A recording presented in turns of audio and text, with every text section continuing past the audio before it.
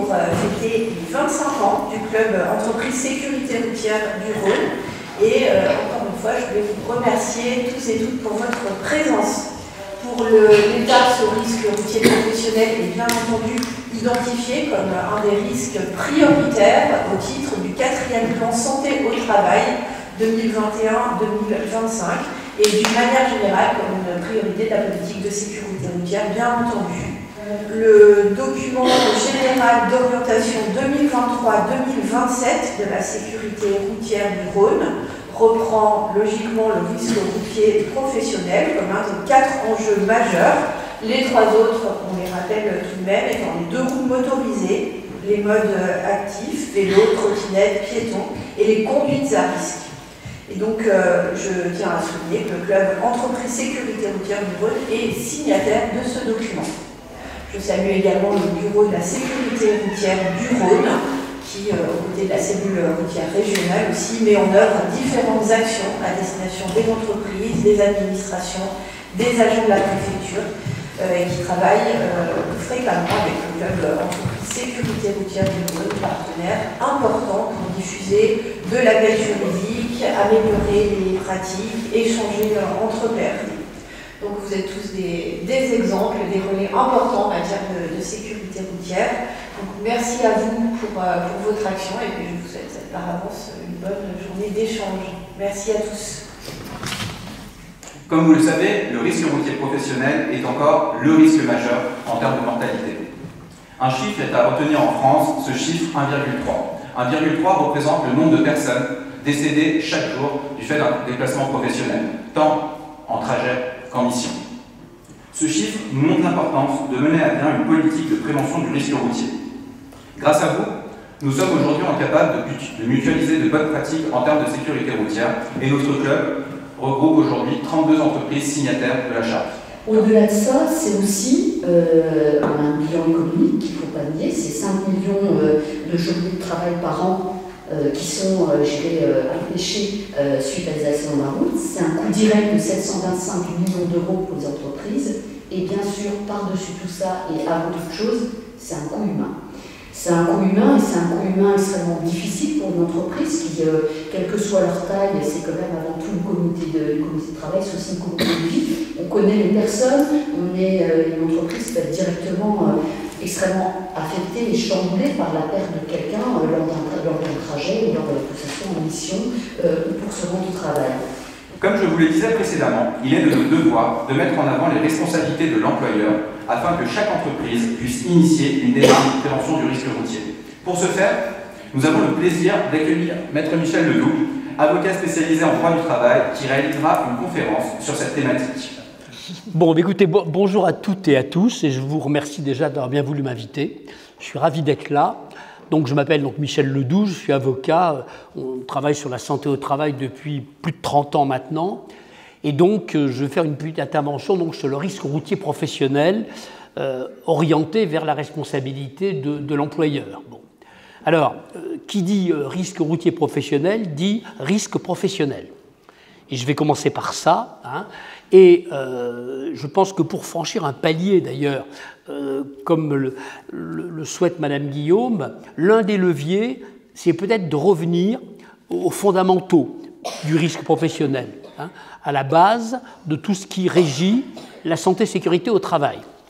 Parce que c'est vrai qu'en matière de risque routier, les données sont un petit peu faussées, puisque l'une des règles quand même fondamentales, c'est que le conducteur du véhicule est a priori le premier responsable. Bon. Et ça a peut-être tendance à chasser un peu la responsabilité de l'employeur. Et donc, sur ce terrain-là, je voulais quand même vous rappeler les fondamentaux de cette responsabilité. On a connu depuis le début des années 2000 une véritable révolution en termes de règles juridiques. Je vais vous les rappeler. Et j'indique d'entrée de jeu, et vous le savez tous, que l'une des causes racines des accidents du travail, c'est l'organisation du travail. Quand on regarde la plupart des accidents du travail, je dirais même pratiquement des maladies professionnelles également, la première cause fondamentale quand on fait l'arbre des causes, qu'on va à la racine, c'est l'organisation du travail. Et qui est débiteur de bien organiser le travail, évidemment, c'est l'employeur. Alors, je cadre déjà juridiquement. Vous savez que la sécurité au travail en général, elle est régie par la 4e partie du Code du travail. Et que le premier article de la 4e partie du Code du travail nous dit que l'employeur doit assurer la sécurité et préserver la santé physique et mentale des travailleurs. Assurer sécurité, préserver santé physique et mentale des travailleurs. Et autour de cette définition, à partir de 2000-2002, la Cour de cassation, donc la Cour suprême en France, a posé un certain nombre de règles absolument fondamentales que je vais vous rappeler rapidement. Alors déjà, en 2002, à l'occasion de ce qu'il est coutume d'appeler l'affaire de l'amiante, la Cour de cassation a posé un principe fondamental. Elle a dit le 28 février 2002 que, en vertu du contrat de travail qui lie un employeur à son salarié, l'employeur était désormais tenu, à l'égard de ses salariés, à une obligation de sécurité de résultat. Obligation de sécurité de résultat. Et l'obligation de résultat, je vous rappelle que ça signifie que l'employeur doit réussir à faire en sorte que son salarié sorte en bonne santé du travail. S'il est accidenté ou malade ou pire, eh bien, automatiquement et mécaniquement, l'employeur devra l'indemniser. Obligation de sécurité de résultat. Et cette obligation de sécurité de résultat, elle s'est appliquée pendant pratiquement 20 ans. Un peu plus de 20 ans d'ailleurs, et pendant 20 ans, dès l'instant où il y avait un accident du travail, dès l'instant où il y avait même une règle en lien avec la santé au travail, dès l'instant où elle n'était pas respectée, eh bien, systématiquement, l'employeur était condamné à indemniser le salarié, à lui verser des dommages et intérêts. Ça a duré à peu près plus de 20 ans. Et c'est vrai que quand on se retourne aujourd'hui, quand on voit ce qui s'est passé pendant ces 20 ans, ça a quand même un peu amélioré la situation. Ça a incité, comme toujours, malheureusement, si je puis dire, les grandes entreprises à accélérer leur politique de prévention. Bon, pas toutes les entreprises, mais quand même un certain nombre d'entreprises. Et quand on regarde la trajectoire globale des accidents du travail, on sait qu'ils ont baissé considérablement jusqu'en 2010. Depuis 2010, les accidents du travail ne baissent plus. Ils n'augmentent pas pour autant, mais ils ne baissent plus. Ce qui augmente, vous le savez probablement, ce sont les maladies professionnelles, qui augmentent de l'ordre de 10 à 15% par an, mais les accidents du travail ne baissent plus, et on sait pourquoi ils ne baissent plus. Les dernières études révèlent que c'est dû, et ça on le savait avant, mais c'est toujours important de le lire quelque part, que c'est en raison des problèmes de sous-traitance. On sous-traite le risque, sous-traitance de 3e, 4e, 5e rang, autrement dit celui qui fait le boulot, je n'allais pas ce que dire, le sale boulot, c'est souvent un sous-traitant mal payé, mal formé, donc ça augmente évidemment l'occurrence des accidents du travail, et c'est également le travail précaire, notamment le travail intérimaire qui est à l'origine, on le sait, de beaucoup d'accidents du travail. Donc pendant 20 ans, en tous les cas, ça a quand même eu une certaine influence, ça fait baisser le taux d'accidentalité, et bon. Alors, ceci dit, assez rapidement, à partir de 2002, il y a des gens qui ont un peu critiqué cette jurisprudence, en disant, bon, d'accord, cette jurisprudence, elle a un certain intérêt, elle met la pression sur les employeurs, mais elle est aussi un peu contre-productive. Et notamment, les préventeurs ont dit aux magistrats, mais attends, vous êtes gentils, messieurs les juges, mais comment voulez-vous que moi, le préventeur, j'arrive à convaincre mon patron de mettre de l'argent dans la prévention si de toute façon, quoi qu'il arrive, on est condamné? Et qu'est-ce que ça va donner comme résultat? Les employeurs, ils vont provisionner les dommages et intérêts, et ils vont arrêter de faire de la prévention, puisque ça ne sert à rien, puisque systématiquement, il y a un pépin, donc on est responsable, donc ce n'est pas la peine de se fatiguer à faire de la prévention. Et donc, il y a eu des débats très importants, et ça a abouti à une évolution. Vous savez, c'est souvent à l'occasion d'une affaire que la jurisprudence bouge, une évolution qui est survenue le 25 novembre 2015, à l'occasion d'une affaire qu'on appelle dans notre jargon l'arrêt Air France. Allez, comme on a 2 minutes, je vous explique en 2 mots, je simplifie le dossier. Un personnel navigant d'Air France était à New York le 11 septembre, dans un hôtel. Il assiste aux attentats en direct. Il repart à Paris quelques jours après, reprend son travail pendant 4 ans, et au bout de 4 ans, il invoque des crises de panique à bord. Il arrête son travail pendant très longtemps, et il finit par être licencié pour inaptitude. Dès qu'il est licencié, il attaque Air France devant le Conseil des prud'hommes pour lui demander les dommages et intérêts en disant « Après le 11 septembre, Air France, vous ne vous êtes pas vraiment occupé de moi. Vous m'avez laissé dans mon petit coin, et donc, compte tenu du choc émotionnel que j'ai ressenti le 11 septembre, c'est pas vraiment étonnant que 4 ans après, les crises de panique à bord soient ressorties. Et donc, je vous demande des dommages et intérêts. Vous n'avez pas respecté votre obligation de sécurité de résultat. Alors, devant le tribunal, Air France se défend, explique évidemment que les attentats à l'époque, on ne pouvait pas les anticiper, et que surtout que dès le lendemain des attentats, Air France avait pris des mesures, des décisions. Ils ont embauché notamment une 50aine de psys à destination des personnels navigants avec des instructions d'être très intrusifs, hein, de mettre le pied dans la porte pour repérer les gens en difficulté. Par exemple, les visites médicales annuelles ont été menées pendant 6 ans et par un médecin du travail et par un psy, systématiquement, pour, je le répète, identifier les gens éventuellement en difficulté, plus toute une série d'autres mesures de prévention. Et là, le 25 novembre 2015, la Cour de cassation a considéré qu'Air France justifiait, démontrait qu'elle avait respecté ce qu'on appelle les principes généraux de prévention, autrement dit une bonne évaluation des risques et des plans d'action bien faits, intelligents, complets. Hein, et ce n'était pas arrivé depuis, je le répète, 25 ans. Air France a été exonérée de sa responsabilité civile, car le tribunal a considéré que Air France avait respecté donc la logique des principes généraux, mais à condition que l'employeur soit capable de justifier. Le mot de la Cour de casse, c'est justifier, prouver. Il faut savoir qu'en matière de santé au travail, ce n'est pas à la victime, au salarié, de démontrer que son employeur a commis une faute, c'est à l'employeur de démontrer qu'il n'a pas commis de faute, qu'il a respecté les dispositions du Code du travail en matière d'hygiène, de santé et de sécurité. La charge de la preuve, comme on dit dans notre jargon, pèse sur les épaules de l'employeur.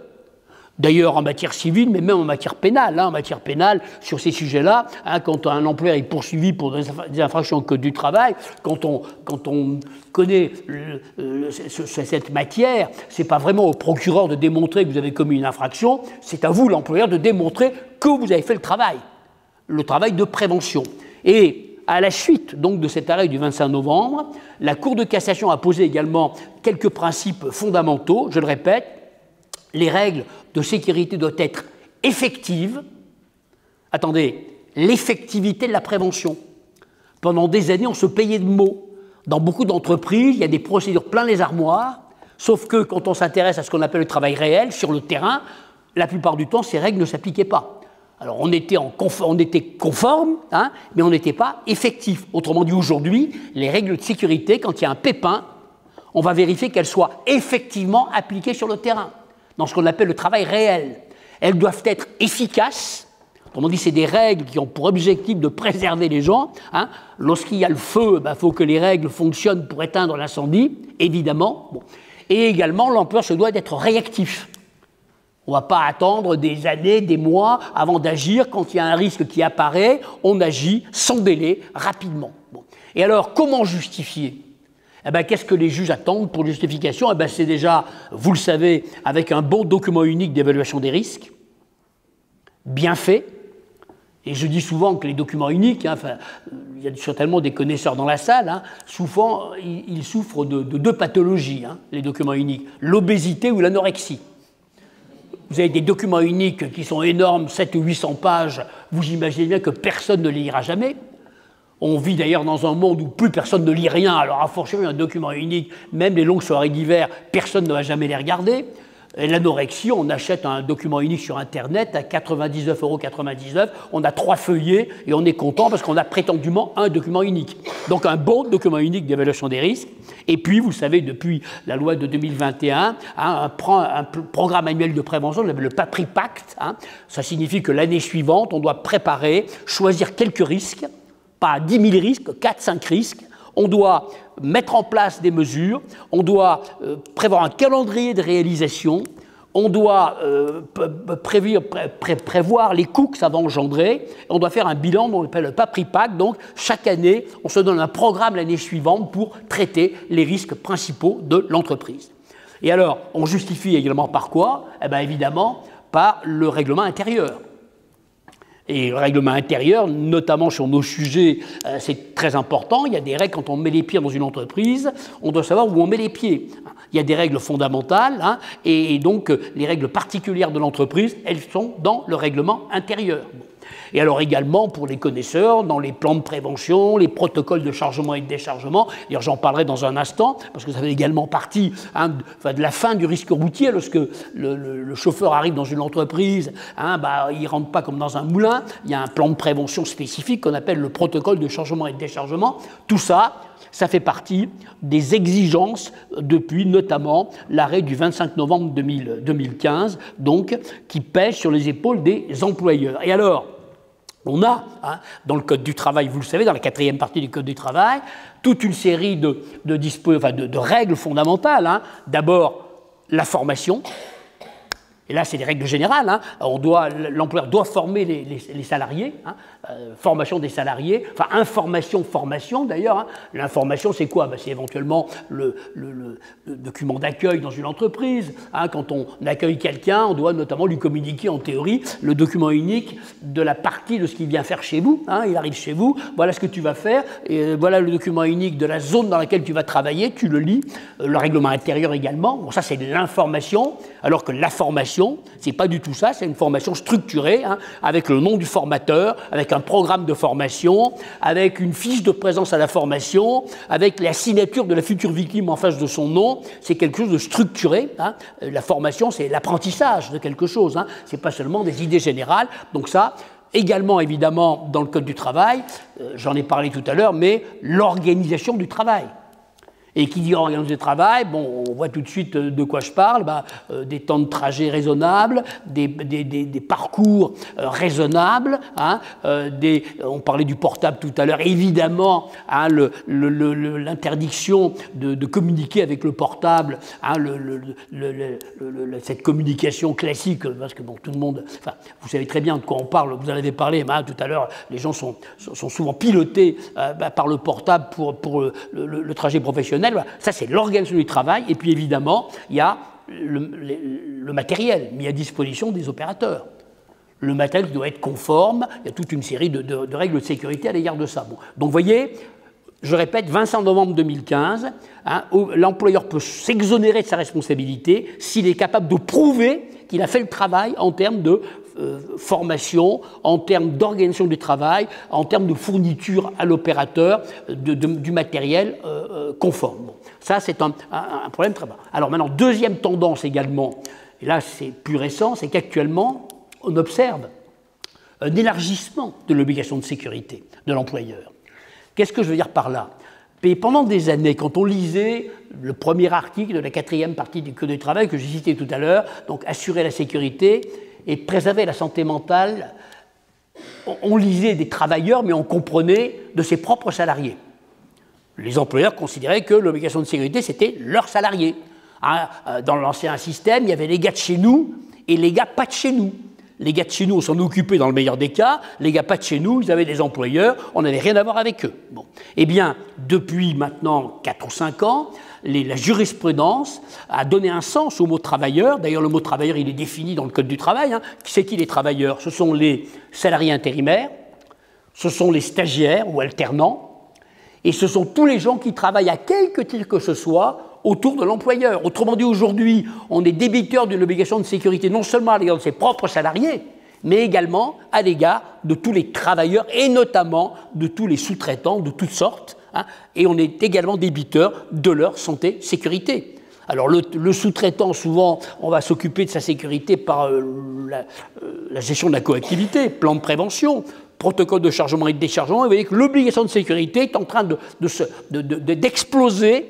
Et d'ailleurs, aujourd'hui, on a finalement 2 types d'employeurs. On a l'employeur au sens administratif du terme, l'employeur de droit commun, et je dirais il y a l'employeur santé-sécurité. Et l'employeur santé-sécurité, c'est beaucoup plus large que les propres salariés, que l'entreprise emploie, les gens qui ont une fiche de paye qui les rattache à une entreprise. Il y a l'employeur santé-sécurité et il y a l'employeur de droit commun. Et d'ailleurs, on a toute une série, alors dernier exemple, pour montrer à quel point cette obligation de sécurité est en train de prendre une ampleur considérable. Regardez le travail temporaire, les salariés intérimaires. Bon, vous savez peut-être que dans l'ancien système, avant le mois de juillet dernier, quand un salarié intérimaire était victime d'un accident du travail, si cette victime était atteinte d'un taux d'IPP d'au moins 10%, eh bien, 1/3 du capital de la rente versé à ce salarié était transféré sur le compte employeur de l'entreprise utilisatrice. Le véritable employeur, c'est l'entreprise de travail temporaire, hein, mais l'entreprise utilisatrice qui utilisait l'intérimaire allait payer au moins un tiers du capital de la rente, donc ça allait percuter son taux accident du travail. Eh bien, depuis le mois de juillet 2024, c'est 50-50. Et pas seulement d'ailleurs les 10%, 50% de toutes les dépenses qu'on va engendrer pour soigner un salarié intérimaire seront payées à moitié par l'entreprise de travail temporaire, qui est l'employeur de droit commun, l'employeur d'un point de vue administratif, et 50% par l'entreprise utilisatrice. Donc on voit bien qu'il y a bien deux employeurs, finalement, hein, je le confirme. Il y a l'employeur administratif, hein, celui qui rédige la fiche de paie, et puis il y a l'employeur santé, sécurité au travail. Et ça, ce sont des évolutions majeures, hein, et donc on ne peut pas aborder, notamment le risque routier, hein, sans démarrer sur les fondamentaux. Sur les fondamentaux, obligation de sécurité, alors qui n'est plus de résultat, c'est vrai, depuis 2015, mais qui pèse très lourd sur la tête des employeurs. Parce qu'il ne faut pas se raconter d'histoire, hein. Même après 2015, quand il y a un accident du travail, dans l'immense majorité des cas, c'est l'employeur qui va se retrouver dans le tribunal correctionnel ou devant le tribunal pôle social du tribunal judiciaire en cas de faute inexcusable de l'employeur. Il ne faut pas se raconter d'histoire. Hein.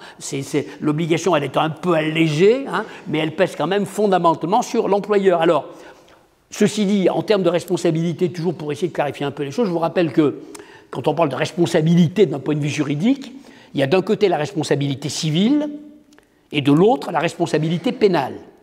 Bon, la responsabilité civile, elle a pour objectif l'indemnisation des victimes. Et qui va assumer cette responsabilité civile? C'est l'employeur. Les dommages et intérêts, ce n'est pas la personne qui va avoir provoqué l'accident en commettant éventuellement une imprudence, c'est l'employeur de la victime qui va devoir dédommager cette victime en lui versant des dommages et intérêts. Ce sont les règles de la responsabilité civile. Et ces règles de la responsabilité, elles sont d'ailleurs contenues dans un code, qui est le code de la sécurité sociale, pour parler du droit commun. Bon. À côté de ça, on a la responsabilité pénale. Et cette responsabilité pénale, elle peut résulter, alors là, du Code du travail, puisqu'il y a des règles de responsabilité pénale dans le Code du travail, mais le Code du travail, c'est un code qui est orienté vers la prévention.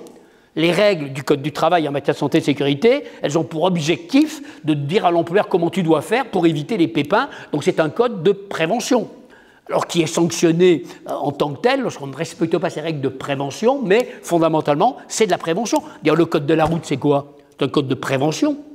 Hein, toutes les règles, c'est des retours d'expérience au fil des années et des années. Hein, elles ont pour objectif de montrer du doigt aux employeurs et aux conducteurs, aux chauffeurs d'un véhicule, quelles sont les règles de sécurité que tu dois respecter pour ne pas avoir de pépins. Ce sont des règles de prévention. Et puis à côté de ça, on a le code pénal. Et là, c'est la punition. Le code pénal, hein, les délits qui nous intéressent sur ces sujets, c'est les délits d'homicide, blessure involontaire, mise en danger d'autrui. Et là, si y a un accident, et si on recherche la responsabilité pénale, eh bien on va voir d'ailleurs rapidement tout à l'heure que non seulement le conducteur du véhicule, évidemment, va engager sa responsabilité, mais de plus en plus souvent, l'employeur, le propriétaire du camion hein, ou de l'automobile qui n'aura pas respecté, voyez, les dispositions du Code du travail. Il ne faut pas oublier, il y a le Code de la route, mais il y a le Code du travail en permanence, en arrière-plan, en même plan que le Code de la route. Le Code du travail, je l'ai dit, c'est des formations. Hein, si le chauffeur est inexpérimenté, si on lui a collé un véhicule qu'il n'est pas vraiment en mesure de maîtriser, si l'enquête révèle qu'on n'aurait pas dû lui coller ce véhicule, s'il n'avait pas l'aptitude médicale revendiquée, hein, si les missions qui lui étaient confiées exigeaient de dépasser les vitesses réglementaires, qu'il était impossible hein, de faire le trajet professionnel de livraison dans un délai raisonnable, donc nécessairement ça a impliqué organisation du travail, ça a impliqué de dépasser les vitesses limites, eh bien, on va aussi aller chercher la responsabilité pénale de l'employeur. Et vous savez que là encore, en termes de responsabilité pénale, on peut poursuivre ce qu'on appelle, nous, les personnes physiques, des gens comme vous et moi, hein, souvent en matière de santé et sécurité, d'ailleurs c'est souvent la personne titulaire d'une délégation de pouvoir qui éventuellement va se retrouver dans le tribunal correctionnel sur ces sujets, mais également, et de plus en plus souvent, les personnes morales, les entreprises. Vous savez que les entreprises, en tant que telles, sont désormais pénalement responsables. On peut condamner une entreprise, alors on ne peut pas évidemment les mettre en prison, les entreprises, mais on peut leur infliger des amendes qui sont égales, qui peuvent aller jusqu'à 5 fois les amendes encourues par les personnes physiques. Donc aujourd'hui, en matière pénale, on peut poursuivre soit le dirigeant de l'entreprise, pour faire simple, soit éventuellement l'entreprise elle-même, ou alors les deux, en fonction naturellement de ce qui va se passer. Donc vous voyez que on a des fondamentaux, hein, c'est vraiment l'arrière-plan, c'est presque le premier plan d'ailleurs. Hein. Quand on parle de sécurité routière, on parle de sécurité, hein, et on parle de prévention. Et d'ailleurs, la plupart des employeurs connaissent ces questions-là. Enfin, je veux dire, les règles de sécurité en entreprise, sans parler de sécurité routière, elles sont connues de tout le monde. Et les employeurs ont peur de la mise en cause de leur responsabilité. Sauf que c'est vrai que peut-être avec la sécurité routière, il y a une espèce de tendance à dire c'est plutôt le chauffeur. Alors que le conducteur d'une entreprise, en général, c'est le chef d'entreprise, et pour tous les accidents de la terre, les maladies professionnelles, c'est l'employeur qui est en première ligne, alors qu'en matière de sécurité routière, il y a souvent le chauffeur, la personne qui a brûlé le feu rouge, qui a roulé trop vite, qui, effectivement, est en première ligne, mais pratiquement sur la même ligne aujourd'hui, hein. Au visa de ces obligations de sécurité beaucoup plus générales, on va retrouver l'entreprise ou l'employeur, personne physique, la personne qui dirige cette entreprise. Donc vous voyez que déjà, hein, quand on parle de sécurité routière, quand on parle de santé-sécurité routière, ben on parle déjà de sécurité au sens générique du terme, avec des évolutions extraordinaires depuis maintenant un peu plus de 20 ans. Et des exigences des tribunaux. Faut bien savoir que, puis quand vous songez quand même que presque la moitié des accidents mortels du travail sont des accidents routiers, vous voyez un petit peu les enjeux. Vous avez bien vu ces derniers temps, il y a une mobilisation, il y a des publicités à la télévision, hein, il y a toute une série de discours. On a beaucoup parlé de santé-sécurité, notamment à l'occasion des Jeux Olympiques, hein, les grands chantiers. Hein, on a même commencé à en parler au moment de la Coupe du Monde au Qatar. Il y a eu des accidents très graves. On a, pendant la construction de la mise en place de tout ce qui a été mis en place pour les JO, on a beaucoup parlé de santé et de sécurité au travail. Hein, eh bien, la sécurité routière, ça s'inscrit dans la santé, sécurité au travail. Et ça, c'est absolument décisif et tout à fait fondamental. N'oubliez pas que quand on parle de sécurité routière, il y a l'arrivée dans l'entreprise, notamment où on procède à des livraisons. Et là, c'est le fameux protocole de chargement et de déchargement. Et à cet égard, il y a des responsabilités alors quasi systématiques, hein, notamment la question de la sous-traitance. Hein, dès qu'il y a un pépin au moment du déchargement ou du chargement d'un véhicule, que va demander l'inspection du travail immédiatement? Montre-moi ton protocole de chargement et de déchargement. Où on doit prévoir de façon très précise qui fait quoi, comment on rentre dans l'entreprise, comment on se gare avec tous les problèmes que ça peut poser. Enfin, vous êtes avec notamment la déréglementation du transport. Hein, on voit arriver dans les entreprises aujourd'hui un chauffeur roumain ou bulgare payé 300 € par mois qui évidemment n'a jamais vu le protocole de chargement et de déchargement. D'ailleurs, il ne sait pas lire le français, donc il ne risque pas de pouvoir en profiter. Hein. Et là, on a des problèmes de responsabilité extrêmement lourds. Hein. Actuellement, on a en général, et notamment au cabinet, on a plein de dossiers liés au fait que le protocole n'a pas été transmis par le transporteur au chauffeur qui se présente dans l'usine où il faut procéder à une livraison. Et alors là, c'est plein pot, responsabilité civile, responsabilité pénale, et parfois des accidents absolument dramatique. Donc vous voyez que quand on parle de sécurité routière, hein, il y a le parcours, hein, mais il y a aussi à l'arrivée, notamment ces questions de plan de prévention, de gestion donc de la coactivité. Alors, très, très, très rapidement, si on parle donc de responsabilité, déjà, clairement, c'est vrai, le chauffeur est en première ligne. Le conducteur d'un camion doit respecter le code de la route. Le conducteur d'un véhicule, quand bien même c'est un véhicule d'entreprise, il doit respecter le code de la route. S'il ne le respecte pas, il va se retrouver, et s'il y a un pépin derrière, devant le tribunal correctionnel, soit poursuivi uniquement au titre du code de la route, ou alors poursuivi également pour homicide ou blessure involontaire. Vous voyez le parallèle d'ailleurs avec le code du travail, hein, quand il y a un accident du travail. Et par exemple, prenons un accident qui provoque des dégâts humains. La personne va être poursuivie pour blessure involontaire et infraction au code du travail. Quand c'est un accident routier, la personne va être poursuivie pour blessure involontaire et infraction au code de la route. Vous voyez, hein, je dis souvent d'ailleurs que le code du travail, c'est l'équivalent du code de la route de la personne qui travaille.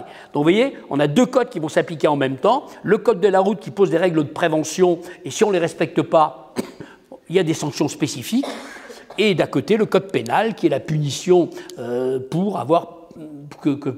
par le fait que cet accident a attenté à la santé d'autrui. Donc déjà, première règle fondamentale, effectivement, le conducteur est en première ligne, indiscutablement. Néanmoins, et c'est de plus en plus fréquent, on peut rechercher, évidemment, la responsabilité de l'employeur. La responsabilité de l'employeur, alors, il y a plein de thèmes sur le sujet. Hein. Déjà, soit le véhicule n'est pas entretenu correctement, bon, grand classique, hein, système de freinage défaillant, pneus en très mauvais état, hein, la maintenance du véhicule n'a pas été régulièrement organisée par l'employeur. Bon, premier sujet. Deuxième sujet, là encore, c'est les amplitudes de travail. Et effectivement, la mission confiée au conducteur du véhicule qui parfois exige de facto le dépassement des vitesses réglementaires. Et de plus en plus souvent, quand il y a un accident grave, on va se poser la question. On ne va pas se contenter de planter le chauffeur devant le tribunal correctionnel, on va à coup sûr se poser la question de la qualité de l'équipement du véhicule, excusez-moi, je suis un peu enrhumé, hein, et également donc de l'organisation du travail du bonhomme. Bon. Et on va se poser également la question de plus en plus souvent du portable. Bon. Le problème, c'est qu'on ne peut pas le supprimer complètement, le portable, notamment pour les questions de géolocalisation, hein, puisque de toute façon, dans la plupart des véhicules aujourd'hui, on a des systèmes de GPS. Supprimer le portable, c'est un peu délicat. Enfin, on voit bien d'ailleurs que, à la limite, quand tous les véhicules sont équipés d'un GPS dans le véhicule, est-ce qu'à ce moment-là, on ne pourra pas interdire absolument la présence d'un portable dans l'habitacle? Bon, mais en tous les cas, pour l'instant, bon, on ne peut pas interdire complètement le portable, mais on sait très bien que beaucoup d'accidents, hein, professionnels notamment, sont liés au fait que la personne était en train de téléphoner ou d'envoyer même des SMS, et pas automatiquement à sa copine, hein, très fréquemment à l'employeur ou à quelqu'un qui utilise le portable pour géolocaliser, orienter le salarié vers les clients vers lesquels il doit se diriger. C'est un fait. Hein. Et donc, systématiquement aujourd'hui, on va se poser la question, l'équipement, les conditions de travail et effectivement, notamment, le portable. Aller assister, c'est toujours intéressant, aller dans le tribunal correctionnel, ici par exemple, hein, il y a des audiences spécifiques pour les infractions au code de la route. Allez-y, hein, allez-y, vous allez y passer l'après-midi, vous allez être édifié. Hein. La meilleure des formations, c'est ça. Hein. Il y a dans tous les grands tribunaux, vous avez des audiences dédiées aux infractions au code de la route. Ben, vous asseyez, c'est public, hein, vous asseyez derrière, vous allez voir un peu le spectacle.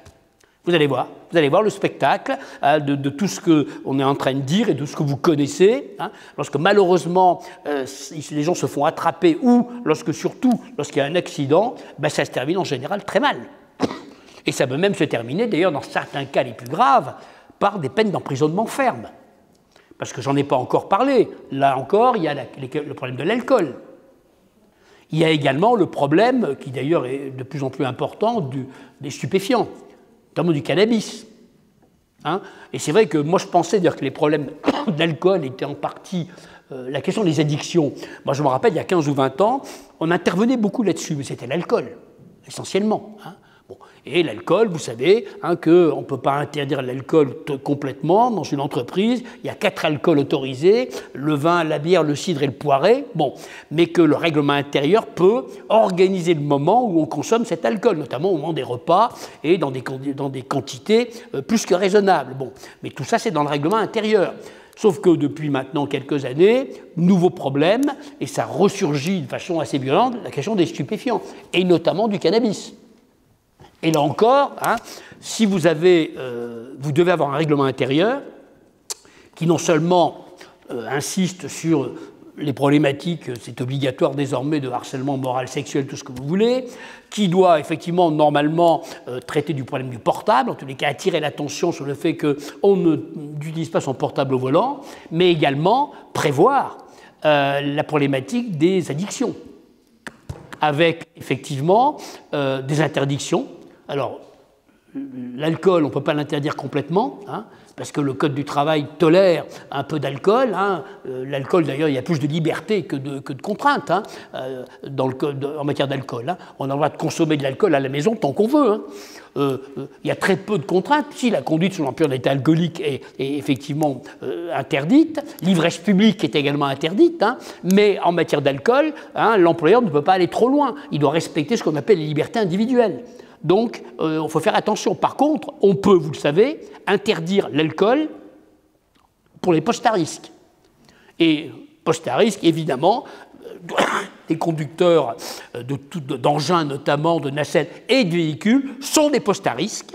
Et donc, dans le règlement intérieur, on doit prévoir interdiction absolue de consommer la moindre goutte d'alcool dès l'instant où on conduit un véhicule, où on occupe un poste à risque. Et d'ailleurs, je vous signale que pour démontrer que le poste est à risque, on peut procéder par renvoi au document unique. On n'est pas obligé dans le règlement intérieur de faire la liste exhaustive de tous les postes à risque. Hein. On peut renvoyer au document unique d'évaluation des risques pour justifier que le poste en question est un poste à risque. Et évidemment, concernant ces problèmes d'alcool, le règlement intérieur doit le prévoir. Et quand c'est prévu dans le règlement intérieur, qui dit règle dit contrôle.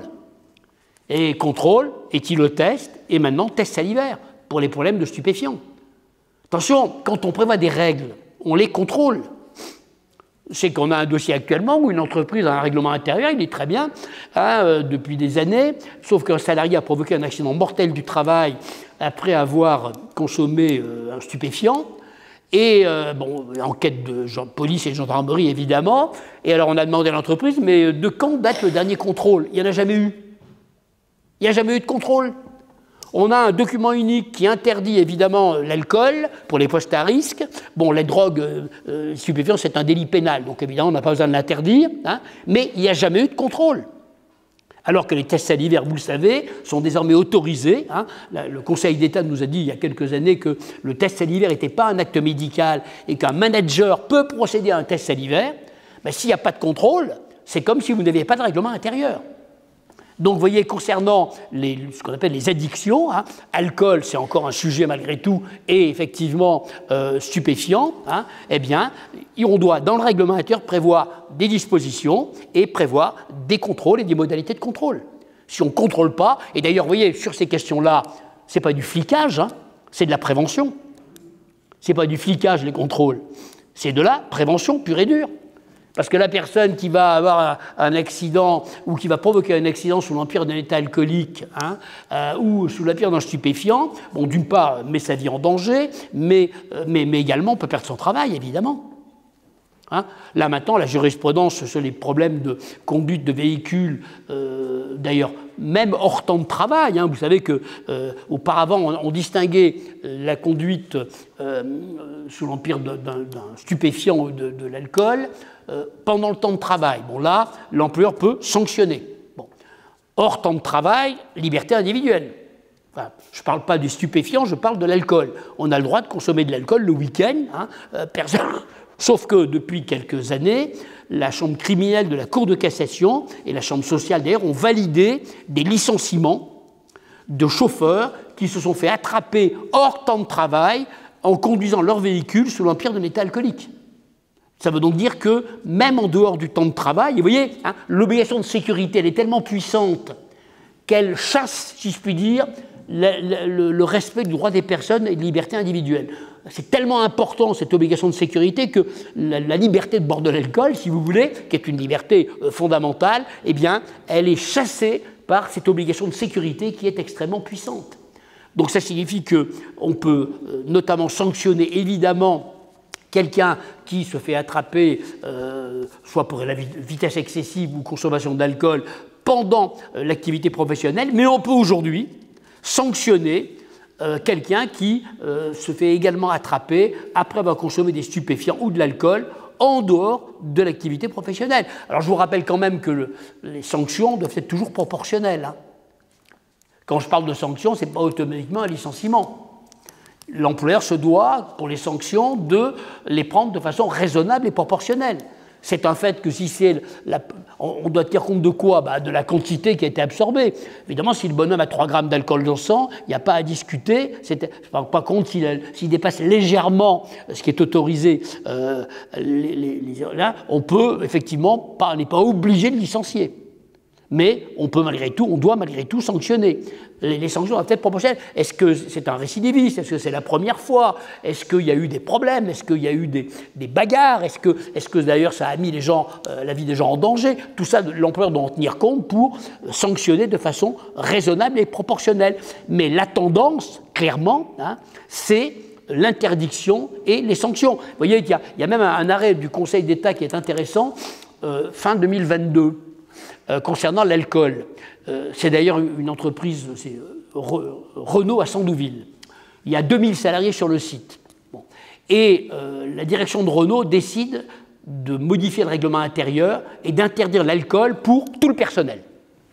Normalement, c'est que les postes à risque. Mais là, Renault dit, j'ai interdit l'alcool pour tout le personnel. Bon. L'inspection du travail intervient et retoque l'article du règlement intérieur qui interdit l'alcool de façon générale en disant c'est une atteinte aux libertés individuelles, vous êtes allé trop loin, je décide de supprimer la partie du règlement intérieur qui prévoit cette interdiction générale. Bon. Renault saisit le tribunal administratif qui confirme la position de l'inspection du travail. Renault saisit le Conseil d'État et là, le Conseil d'État, à la fin de l'année dernière, valide la position de Renault en disant sur le site, il y a 2000 salariés. Il y en a à peu près la moitié qui sont sur des postes à risque. Il y a la maintenance. C'est vrai qu'il y a une petite moitié des gens qui sont sur des postes tertiaires, mais qui circulent dans l'entreprise. Mais l'obligation de sécurité de l'employeur est tellement importante que j'autorise Renault à interdire purement et simplement l'alcool sur l'ensemble du site.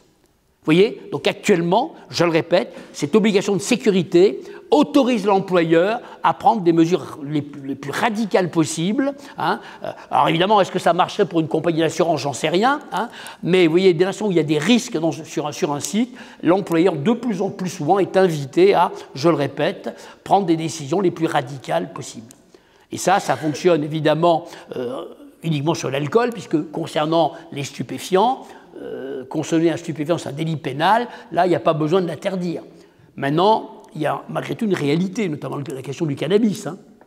Et donc, vous voyez, là, on marche sur des œufs, parce que le problème du cannabis actuellement, on voit bien, c'est que ce qu'il faut, les fameux tests salivaires qu'on peut faire, avec lesquels on peut tester les salariés. Bon, à chaque fois qu'on parle de contrôle, parfois dans les entreprises, on a des problèmes avec les représentants du personnel qui disent « Attendez, vous êtes en train d'attenter aux libertés individuelles. Moi, j'ai le droit, finalement, le week-end, chez moi, de fumer tout le cannabis que je veux. Le lundi matin, moi, si vous me faites un test en arrivant, vous allez déceler éventuellement des traces de cannabis, alors même que je l'ai fait chez moi. » Et vous voyez, donc, alors, dans l'idéal, pour éviter d'avoir trop de problèmes, il faut que les tests ne remontent pas trop loin. Vous savez que les services de police ont des tests qui remontent, je crois, quasiment 24 heures avant. Donc, alors que l'employeur peut parfaitement utiliser des tests salivaires qui ne remontent pas trop, qui n'empiètent pas trop sur la vie personnelle des gens. Et c'est beaucoup plus facile d'arriver à convaincre tous les partenaires sociaux d'accepter que dans les règlements intérieurs, on parle de ces fameux tests salivaires, en sachant que ça ne remonte pas trop loin dans la vie privée des gens. Mais c'est un problème évident. Et alors, je ne vous parle même pas du CBD. Le CBD qui, vous savez, est en vente. Et alors, le CBD, tiens, on peut en parler d'ailleurs, parce que le CBD, on peut acheter du CBD. Mais le problème, c'est qu'il y a un arrêt de la Chambre criminelle de la Cour de cassation qui a été rendu il y a 6 mois à peu près, que vous connaissez certainement, un type se fait tester par les services de police au volant de son véhicule. Là, le test révèle que il y a un atome de THC qui est le principe actif, quand bien même le CBD a moins de 0,5%, je crois, nanogrammes de trucs, il n'empêche que c'est la conduite sous le stupéfiant, donc la personne a été condamnée pour avoir conduit son véhicule sous l'empire d'un stupéfiant. Quand bien même on peut acheter du CBD, c'est pour l'instant en vente libre en tous les cas, dans les boutiques. Donc le CBD, il y a un angle mort. Et d'ailleurs, ce qu'il faut faire dans ce cas-là, on peut faire la même chose pour certains médicaments dans le règlement intérieur. Attirer l'attention des salariés sur le fait que certains médicaments contiennent de la cocaïne, hein, et pourtant ils sont prescrits par des médecins qui souvent oublient de demander le métier des gens à qui ils les prescrivent, et attirer l'attention sur le fait qu'il y a certains médicaments qui sont très dangereux, qui font perdre la vigilance facilement, et également attirer l'attention du problème du CBD. Que dès l'instant où il y a un atome de CBD, de THC dans le CBD, même si on a pu l'acheter parce que c'est autorisé, bah c'est de la conduite sous l'empire d'un stupéfiant, et donc on peut se retrouver dans le tribunal correctionnel et être condamné lourdement pour avoir conduit un véhicule après avoir consommé un stupéfiant. Vous voyez un petit peu là où on en est aujourd'hui, hein, où vraiment, alors je le répète, il y a donc ce problème de la responsabilité de principe du salarié qui conduit le véhicule, mais derrière, il y a toute la responsabilité de l'employeur sur l'équipement de travail, sur l'organisation du travail, hein, et ça, de plus en plus souvent, en cas de pépin, on va aller rechercher derrière ce qui s'est réellement passé. Alors, on pourrait parler, il y a plein de... Peut-être qu'on pourrait passer maintenant à des questions, parce qu'il y a plein de détails là-dedans. Hein, parce qu'il y a plein de... Regardez, il y a la question du permis de conduire. Bon, permis de conduire, est-ce qu'un employeur peut exiger, quand il embauche quelqu'un, qu'on lui présente le permis de conduire? En original, la réponse est oui. Est-ce qu'un employeur peut exiger que le salarié lui donne le nombre de points qui lui restent sur son permis? La réponse est non, sauf pour le transport public routier. Hein, voilà. Est-ce qu'on a le droit de tester un salarié, un test de conduite, avant de l'embaucher? La réponse est oui, à condition que le test ne soit pas trop long malgré tout. Bon. Est-ce que lorsque le salarié vous ment sur un certain nombre de choses, s'il vous donne des informations erronées, est-ce qu'on peut le sanctionner? La réponse est oui. Hein, voilà. Il y a également la question de l'aptitude à la conduite. Hein, c'est très important, parce que là, en cas de s'il y a un accident, on va vous demander de justifier de l'aptitude délivrée par le médecin du travail. Vous voyez? Donc il y a toutes ces questions-là. Alors, il y a la question du retrait de permis. Le retrait de permis pendant le temps de travail, hein, eh bien, on peut licencier éventuellement quelqu'un. Bon, toujours hein, en étant raisonnable. Hein, et par contre, un retrait de permis pour un état d'ébriété en mission, ça justifie, normalement, on doit sanctionner. Et ça peut aller jusqu'au licenciement pour faute grave, donc sans indemnité. Bon. Hors du temps de travail, a priori, non. En dehors du temps de travail, quelqu'un qui se fait attraper en état d'ébriété en dehors du travail, je l'ai dit tout à l'heure, normalement, liberté individuelle. Sauf que la Cour de cassation, depuis quelque temps, autorise un salarié, alors un chauffeur routier professionnel qui se fait attraper à l'occasion d'un contrôle avec une quantité d'alcool dans le sang considérable, l'entreprise avait licencié le chauffeur routier, hein, la Cour de cassation a validé ce licenciement. Ah, il y a même un autre arrêt récent d'un membre de l'encadrement qui va participer à un salon, donc il est en mission, hein, et il rentre chez lui au volant de son véhicule, hein, il a un accident grave, il avait 1 gramme d'alcool dans le sang, il a été licencié pour faute grave, ça a été validé par la jurisprudence. Et vous voyez, ça va même un peu plus loin. Il y a un arrêt du Conseil d'État rendu l'année dernière, alors c'est fonction publique, hein, le type est en scooter, bon, sur, je crois, une autoroute. Bon. Il se tue avec son scooter. 1 gramme d'alcool dans le sang. Se poser la question de savoir, est-ce que cet accident est un accident de service? La veuve doit-elle bénéficier ou non d'une pension au titre d'accident de service? Le Conseil d'État a dit non.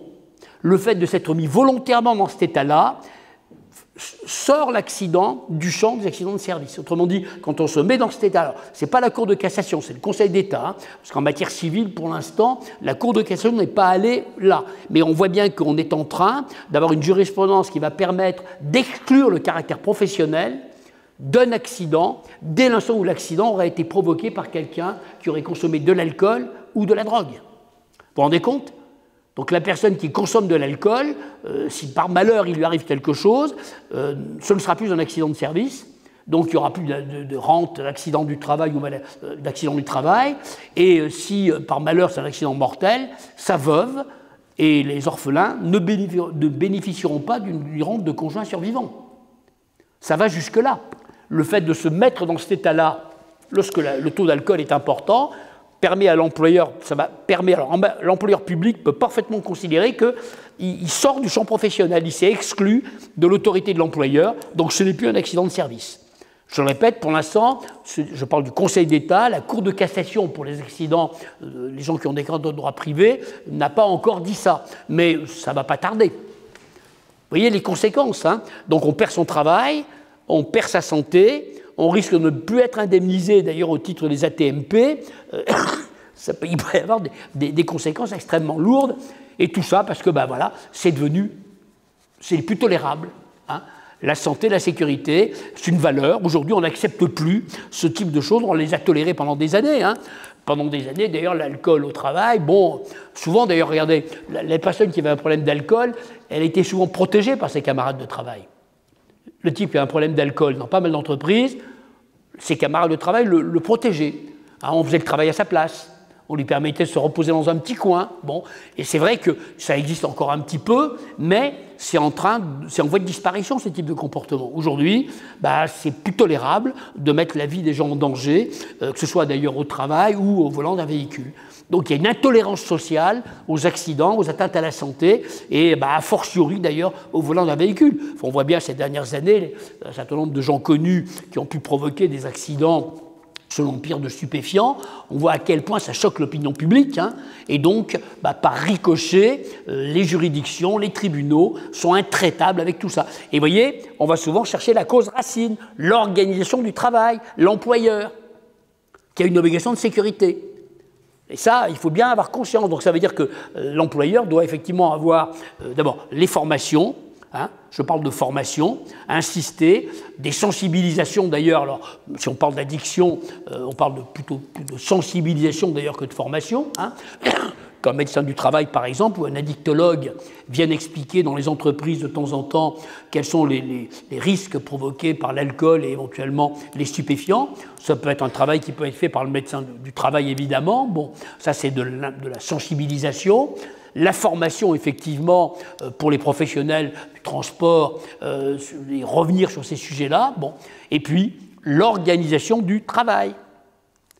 Et là, le sujet se pose de plus en plus souvent. Maintenant, quand il y a un gros accident, on peut dire que systématiquement, on va récupérer le disque du camion, on va aller voir l'employeur, on va essayer de récupérer le planning de la journée et le planning des journées précédentes, pour voir un petit peu quel était le programme de travail du bonhomme. Hein. On va vérifier évidemment l'aptitude. Et là, si effectivement l'employeur est défaillant, l'employeur va accompagner son chauffeur, s'il est vivant, devant le tribunal correctionnel. Et vous imaginez bien que le tribunal va taper plus fort sur l'employeur que sur le conducteur. Oui, oui. Hein, l'employeur, il a une obligation de sécurité. Le conducteur, il est perçu comme étant en situation souvent de faiblesse par rapport à l'employeur. Et l'employeur va se faire cartonner par le tribunal correctionnel. Donc vous voyez à quel point cette obligation de sécurité est importante et à quel point il faut commencer à prendre le sujet par le haut. Donc la sécurité routière professionnelle, c'est de la santé au travail.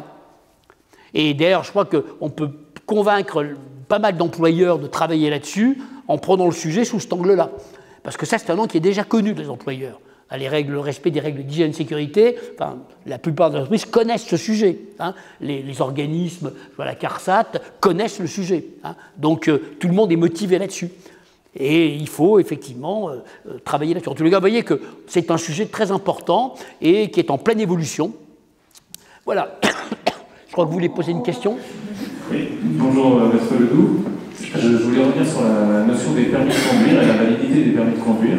En tant qu'employeur, est-ce qu'il est préférable de demander une attestation sur l'honneur à nos collaborateurs qui utilisent des véhicules pour leur usage professionnel, une attestation sur l'honneur de la validité du permis, ou un contrôle du permis, comme vous l'avez dit, en exigeant l'original, sauf que sur cette question, sur cet aspect-là, on a tendance à dire qu'on n'est pas qualifié pour vérifier la validité du document qui nous est présenté.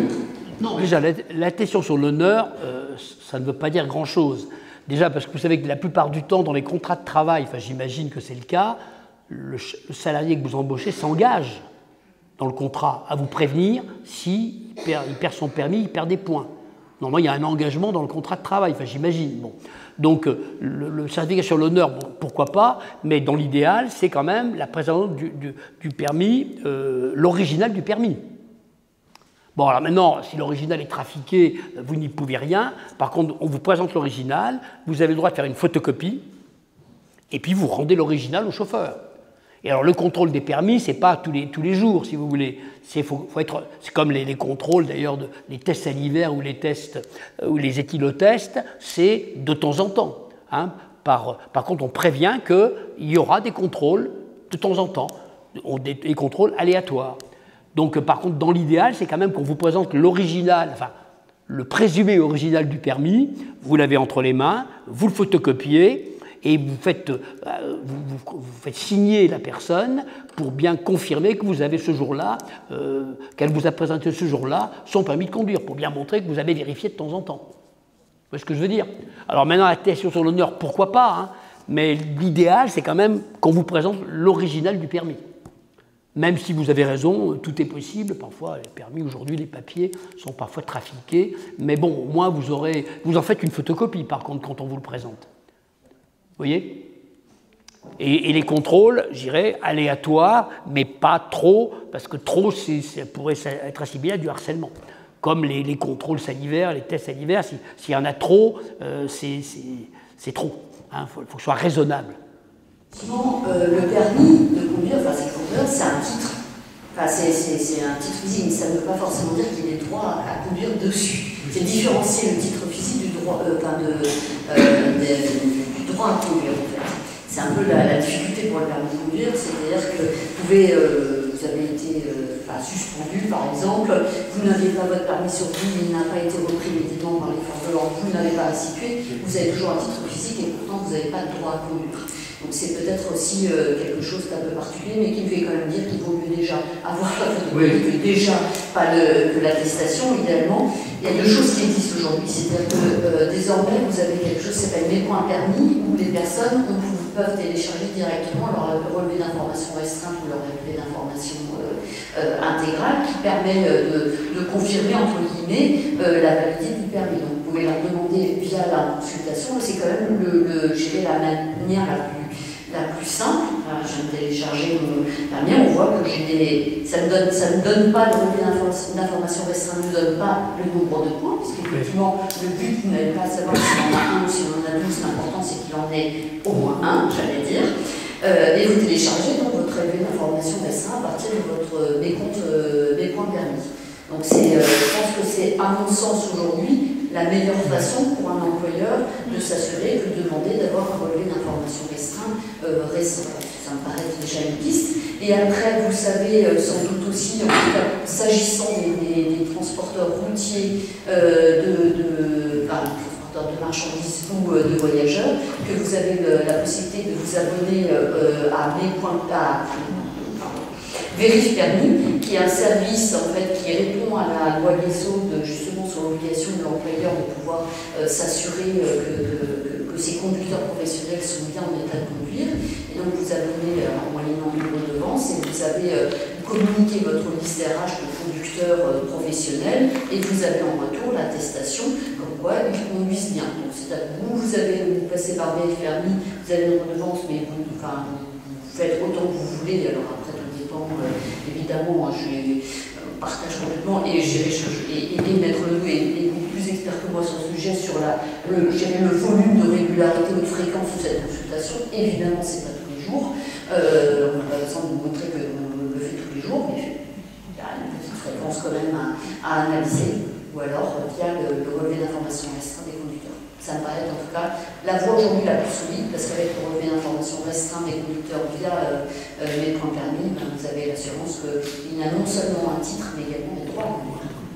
Oui, je réagis à ce que vous venez de dire. En fait, en tant qu'employeur, on a eu un accident, on va dire sur du temps personnel, mais avec un véhicule de l'entreprise. En fait, la difficulté, c'est de réagir a posteriori, c'est-à-dire qu'on sait par des bribes que le collaborateur était sous l'emprise d'alcool. Son permis ne lui est pas enlevé.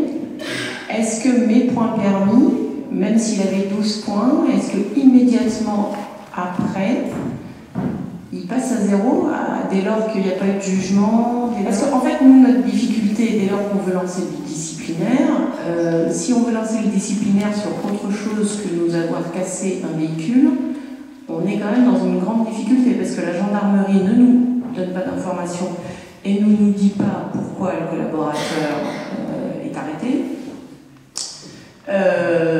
En fait, nous, on a fait des pieds et des mains vis-à-vis de la gendarmerie pour savoir quand est-ce que la gendarmerie allait lui enlever physiquement son permis pour le convoquer a posteriori et lui demander une présentation physique de son permis a posteriori, cet enlèvement par la gendarmerie. Mais ça nous met dans des difficultés. Enfin, normalement, vous avez accès à ce qu'on appelle le bureau d'ordre pénal. Dans chaque tribunal, il y a ce qu'on appelle le bureau d'ordre pénal qui permet de savoir l'état des procédures. On n'a pas accès aux décisions, mais on peut savoir où est le dossier et est-ce qu'il a déjà été jugé ou pas, parce que j'imagine que ça vient de se passer. Ah non, mais le problème, il est plus grave que ça. On a un collaborateur, il a 5 jours d'arrêt, il revient en 5 jours. Est-ce que je lui donne un véhicule ?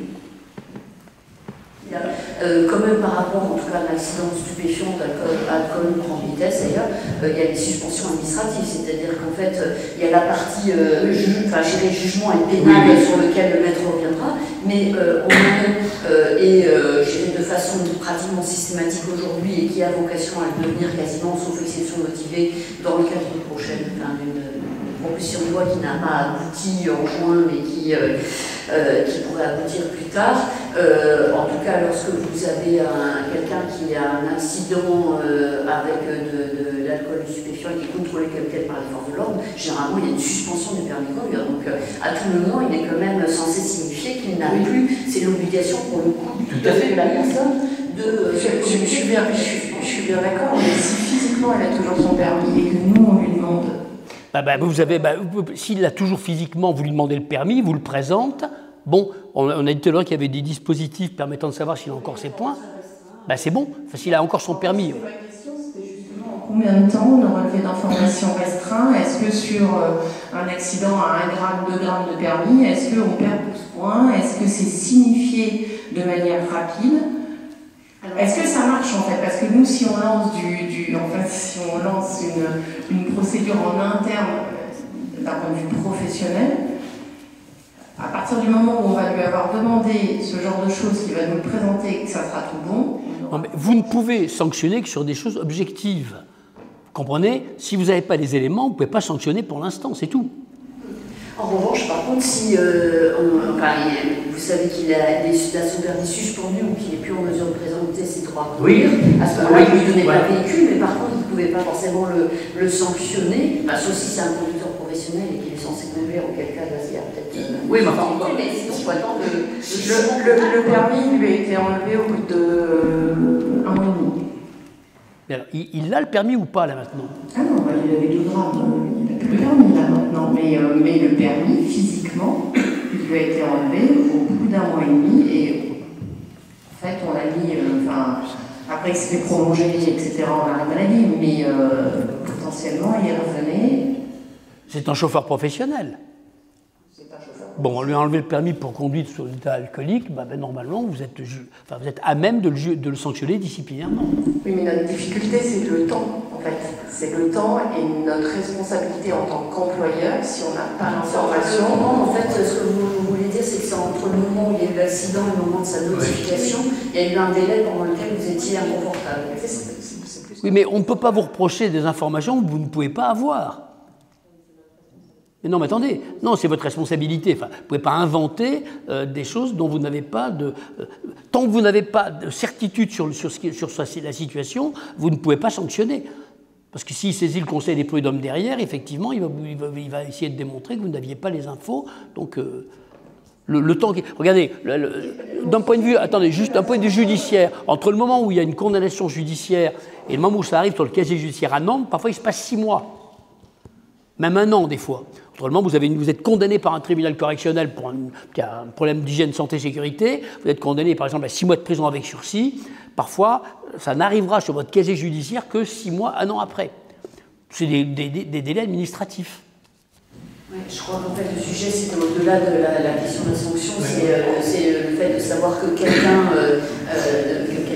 c'est pas raisonnable de donner une voiture. Mais moi je pense qu'en l'espèce, si lui-même dit qu'il a son permis suspendu, déjà ça vous, j'irai de toute manière, déjà vous lui donnez pas de voiture, c'est déjà le premier point. Donc pas toujours aussi. Oui, mais pour le coup, si vous ne le savez absolument pas, nous, il a détruit un véhicule, on sait qu'il a été emmené par le gendarme, on sait qu'il a soufflé, on sait qu'il y a un problème avec la gendarmerie. Tu m'as dit, je pense après, mais je pense qu'on peut raisonnablement lui demander de représenter son relevé d'information restreint ou le fait qu'il est sur pension, la notification de la suspension dans le législation nationale des droits à conduire, c'est presque en temps réel. J'allais dire, globalement, c'est quand même quelque chose qui se fait rapidement. Dans quelques circonstances, on a parfois un peu de décalage qu'on a mis à jour. D'ailleurs, il n'y a pas longtemps, justement, à la faveur d'une question d'une entreprise, et on a fait on a rappelé aux préfectures l'obligation de pouvoir très rapidement, dès lors qu'il y a une suspension, de pouvoir mettre dans le fichier des permis de conduire la propre notification de la suspension. Généralement, l'immense majorité des préfectures, vous avez cette suspension qui est indiquée dans le administratif, qui est indiquée dans ce qu'on appelle le GNDC aujourd'hui, c'est son nom, et c'est dans la semaine. Voilà. Dans quelques circonstances, il peut y avoir des délais un peu plus longs, mais justement, au titre d'une question soulevée par une entreprise lors d'une intervention un peu de ce type, justement qu'il avait découvert via des permis, ou en tout cas, on a pu faire le rappel aux entreprises, aux préfectures d'être particulièrement attentifs à enregistrer le plus rapidement la preuve de notification de la suspension, qui effectivement, sinon vous avez des individus, voire même s'ils circulent, tant que ce n'est pas enregistré, s'ils circulent, les forces de l'ordre ne passent pas sur mais il y a un effort qui est fait là-dessus. Après, sur la perte de points suite à une condamnation pénale, on travaille également avec qui est plus longue, parce que finalement, il faut avoir une condamnation pénale. Donc, on est sur une perte de points qui va être motivée plus tard. Et alors, le point n'emporte pas forcément l'interdiction des droits à conduire, si on en avait suffisamment. Et on travaille actuellement avec la direction des affaires criminelles des grâces sur cette communication plus rapide, notamment il y a des interconnexions d'applications pour éviter qu'effectivement ce soit le greffe qui envoie, qui parle. Oui, voilà, il y a des délais, puis il peut y avoir appel. Une décision correctionnelle, la personne peut parfaitement faire appel. Et l'appel est suspensif, a priori, sauf si le tribunal dit que ce n'est pas suspensif. Après, il y a toute une série de situations différentes. Oui, j'avoue que la question des permis, la partie perte de points, notification, suspension, est très simple d'apparence, c'est un peu plus complexe. En tout cas, sur la suspension administrative, les notifications, on veille à ce que ça soit appliqué au plus vite. Et sur les pertes de points, c'est quand même un ensemble que j'imaginais assez simple quand je suis arrivée dans ces fonctions, en me disant finalement c'est plus 1, moins 1 pour moins 4, et voilà. Bon, en fait, il y a beaucoup de règles beaucoup plus complexes et de règles jurisprudentielles, et tout ça j'ai travaillé pour être mieux articulé avec la justice et être dans le temps le plus réel possible. Voilà. Mais encore une fois, le temps réel, en tout cas, le temps de la condamnation, ça exige déjà que ça soit une condamnation finale. Donc, la partie administrative permet en tout cas justement de préserver un conducteur qui aurait été pris sur un comportement totalement irresponsable, de préserver la conduite pendant quelques mois. Deux questions, une pour Florence Guillaume, une pour Maître Ledoux. Merci déjà pour vos interventions. La première concerne Vérif Permis. On a cru comprendre que ça s'adressait à une branche professionnelle des transporteurs. La question serait quand est-ce qu'elle pourra être élargie à d'autres branches, puisque nous avons des milliers de véhicules dans nos flottes, et donc à quel moment et quand nous pourrons avoir accès à Vérif Permis. Et pour vous, Maître Ledoux, peut-être avec les usagers vulnérables sur la voie publique, on les voit avec des comportements parfois complètement aberrants, usagers de stupéfiants, téléphone en marchant, à trottinette, à vélo. Comment aujourd'hui les responsabilités des conducteurs, quand ils croisent ces usagers vulnérables, mais qui ont des comportements complètement aberrants, et qu'il y a malheureusement un accident, comment les tribunaux évaluent les responsabilités des uns et des autres, même si on sait que historiquement l'usager vulnérable était quand même protégé, comment aujourd'hui, avec ce nouveau type de risque, les tribunaux évaluent les responsabilités des uns et des autres? Déjà, si vous voulez, le chauffeur doit être maître de son véhicule, pardon. Maître de son véhicule. Donc, si vous avez quelqu'un devant vous qui a un comportement erratique, vous êtes censé ralentir. Bon, et il faut déjà distinguer la responsabilité civile de la responsabilité pénale. Bon, civilement, vous êtes automatiquement responsable. Hein, parce qu'un véhicule, loi Badinter, c'est déjà très ancien. Donc, civilement, c'est votre compagnie d'assurance qui prendra en charge le sinistre pour l'indemnisation. Pénalement, a priori, alors sauf, c'est très factuel, hein. Bon, après ça va dépendre de la situation, mais dans la mesure où vous devez être maître de votre véhicule, anticiper les risques, et bah, vous risquez d'être condamné pour homicide ou blessure involontaire si vous n'avez pas été capable de maîtriser votre véhicule, sauf à démontrer ce qu'on appelle un cas de force majeure, autrement dit quelque chose, mais c'est très très difficile à démontrer. Ça veut dire que pour l'instant, les comportements erratiques, où bon, on voit bien, je vis à Paris, les vélos, les trottinettes, les machins, les trucs, ça devient un parcours du combattant, bah, il faut être maître de son véhicule. Voilà. Donc vous avez raison, c'est un sacré problème, mais la responsabilité du conducteur est en général pleine et entière, à la fois d'un point de vue civil, bon ça c'est certain, pénalement, excusez-moi, il peut y avoir des situations bien particulières, mais après c'est une situation de fait, quoi. Hein. Voilà. Donc c'est pas très, ma réponse n'est pas très positive, mais bon, c'est comme ça. La question, vous êtes une entreprise de transport de voyageurs, de marchandises. Est-ce que vous avez posé des questions sur le permis, sur l'accès? Nous ne sommes pas transporteurs au sens de la Fédération des transports, mais nous avons des flottes importantes de véhicules. Donc c'est évidemment beaucoup d'intérêt pour nous d'avoir accès à un vérif permis. Est-ce que c'était un galop d'essai, on va dire, que les transporteurs puissent avoir accès à un vérif permis? Est-ce qu'il est prévu à terme que tous les employeurs puissent y avoir accès? Alors, c'est pas au sens propre un galop d'essai, puisqu'en fait, c'est la loi Rixo sur les mobilités qui a permis cette faculté-là pour les transporteurs. Donc, c'est vraiment très ciblé. Pour le coup, la loi, elle prévoit un type d'entreprise. Et la finalité du traitement automatisé vérif permis qui a été conçu en utilisant cette loi, c'est une finalité justement très précise pour ce type d'entreprise. Donc à ce stade, je ne peux pas ouvrir vérif permis à d'autres entreprises que celles pour lesquelles elle a été prévue. Maintenant, cela dit, c'est un sujet de réflexion qu'on peut avoir avec la direction générale du travail avec lequel on travaille.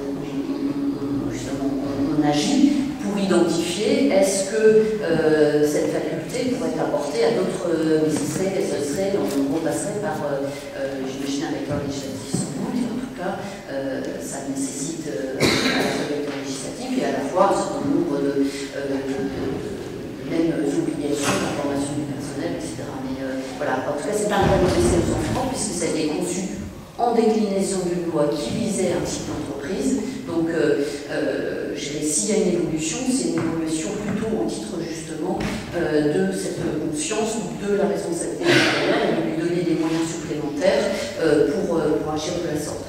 Mais encore une fois, parallèlement, le numérique nous a quand même aussi, nous simplifie quand même aussi la vie, et la question de la capacité aujourd'hui d'un conducteur d'avoir accès très facilement à son solde de points et à son relevé d'information restreint, qui n'était pas le cas avant. C'était un numéro à la préfecture qu'il ne fallait pas avoir perdu. C'était un long bazar qui faisait que la plupart des gens en fait, ne regardaient pas. Voilà. Aujourd'hui, c'est une application facile. Tout le monde a la possibilité de se connecter sur mes points permis et de montrer son relevé d'information restreint, qui me semble une piste aussi intéressante, parce que ça rappelle aussi au conducteur son obligation d'informer l'employeur, parce que je pense que c'est important, et ça a été très très bien rappelé, que il y a deux acteurs. L'employeur il est protecteur, mais le conducteur n'est pas exempt en tout cas de sa responsabilité, et le fait d'imposer régulièrement la transmission d'un relevé d'information restreint, quelque part lui rappelle cette obligation. Il est le premier acteur parliez de l'obligation d'avoir dans le règlement intérieur la notification qu'on allait amener des contrôles sur tout ce qui était alcoolémie. Maintenant, quand vous parlez de stupéfiants, vous indiquiez qu'on n'était pas obligé de le mettre dans le règlement intérieur. En revanche, si on ne l'a pas mis dans le règlement intérieur, est-ce qu'on peut faire des contrôles de justement salivaires sur les stupéfiants? Le règlement intérieur, on n'est pas obligé. On fait ce qu'on veut. Hein. Par contre, il est prudent dans le règlement intérieur de prévoir les modalités de contrôle, les conditions du contrôle et notamment la possibilité pour la personne contrôlée de demander une contre-expertise. Bon, maintenant, il est judicieux dans le règlement intérieur de prévoir effectivement les fameux contrôles. Bon, si ce n'est pas prévu dans le règlement intérieur, le salarié peut refuser le test, tout simplement. Et vous ne pouvez pas lui reprocher. Par contre, si c'est prévu dans le règlement intérieur et qu'il refuse, dans ce cas-là, ça signifie qu'il ne respecte pas le règlement intérieur. Et donc, on peut le sanctionner, non pas parce qu'il a consommé du cannabis, mais parce qu'il ne respecte pas le règlement intérieur qui prévoit que l'employeur a la possibilité de faire subir un test salivaire. Vous voyez ? Donc, il faut absolument, les règlements intérieurs, progressivement, de réintégrer ça. Hein. Parce que le test salivaire, il y a encore quelques années, c'était un test de nature médicale, et seul un médecin pouvait le pratiquer. Le Conseil d'État a changé la jurisprudence. Voilà. Mais donc, vous voyez que le règlement intérieur, c'est vous qui prenez vos risques, si vous n'intégrez pas tout ça là-dedans. Bonjour maître, monsieur Da Silva, donc qui est au Lyon, donc les transports en commun. Ma question, elle est sur le fait qu'on puisse demander aux conducteurs leur perte de points, et ça, en fait, la question essentielle pour nous, c'est de savoir comment peut-on leur demander qu'ils ont perdu des points et pour quelles raisons. Parce qu'effectivement, à titre privé, ils peuvent perdre des points, et nous, on est un peu dans le acceptatif à ce sujet-là. On ne sait pas forcément pour quelles raisons. On leur fait des formations spécifiques pour récupérer les points. La question, elle est comment peut-on, du coup, d'un point de vue légal, avoir ces éléments pour éventuellement avoir des sanctions. On a dit 2 mots tout à l'heure, vous ne pouvez pas exiger du salarié qui vous donne le nombre de points qui lui reste. Alors, sauf pour les transports publics routiers, ça a été expliqué tout à l'heure, où là, il y a une règle un peu particulière, mais vous ne pouvez pas. Alors si vous le donnez très bien, mais vous ne pouvez pas l'exiger. Et là, il y a le dispositif que Mme Guillaume expliquait tout à l'heure qui vous permet non pas d'avoir le nombre de points, mais de savoir s'il a suffisamment de points pour pouvoir conduire. Exactement, c'est vraiment la question du droit à conduire différencié de la possession. Le droit à conduire, il est valable bien. Voilà. La seule chose, c'est qu'effectivement, dans le contrat de travail du conducteur-chauffeur, il est judicieux de prévoir qu'il a l'obligation de nous prévenir s'il perd son permis ou s'il perd ses points. Mais s'il ne le fait pas, vous ne pouvez pas le forcer. Mais vous voyez quand même, ça le met un peu de mauvaise foi. Et le salarié raisonnable, s'il perd son permis, il va vous le dire. Bon, maintenant, il risque de perdre son travail aussi. Donc, et toutes les difficultés qu'il y a derrière tout ça.